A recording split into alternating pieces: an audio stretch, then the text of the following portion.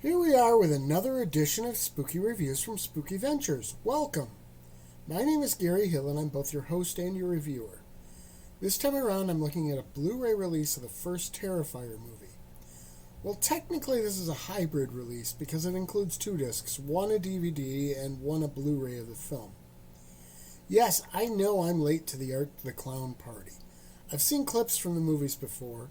This is the first time I've seen a full Terrifier movie. I figured I should start at the beginning. Okay, I know this isn't actually the beginning. I know he originally appeared in two short films that were used in an anthology film that I also haven't seen yet. I will say that for me, art is the one thing that works really well in this movie. Beyond that, the film is a little slow and not necessarily all that unique. We get some gore, but it's not realistic enough to really be all that effective. The centerpiece of the movie is really a scene where Art splits a woman down the middle. That scene works pretty well, but it really does require some suspension of disbelief for it to work. That's another problem with this movie. You don't want to think about too much of this very deeply in terms of how it would actually play out in the real world.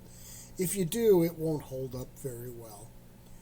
One example is when you hear about a double homicide investigation at the pizza place where the main characters ate. We don't know exactly where that is in relation to their disabled car, but we do know it was a quick walk. If police had found that scene that close to where they were, they would have certainly seen police because it would have been in the search area. So this is definitely a check your brain at the door kind of movie.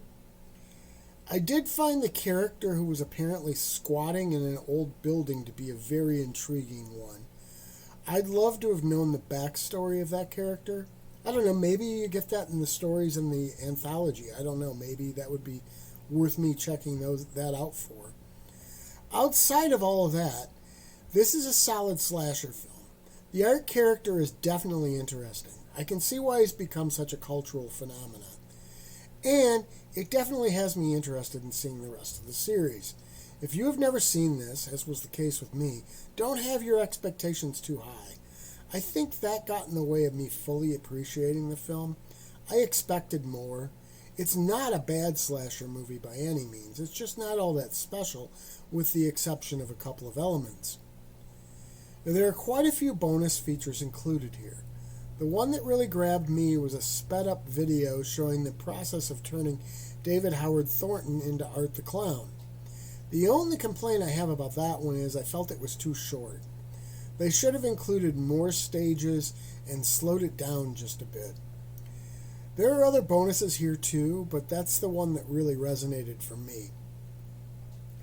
Then again, it's all about the main movie, not the bonuses. Spooky Ventures is the home for spooky content and spooky merchandise on the web. Check it out today at spookyventures.com. And remember, always keep it spooky.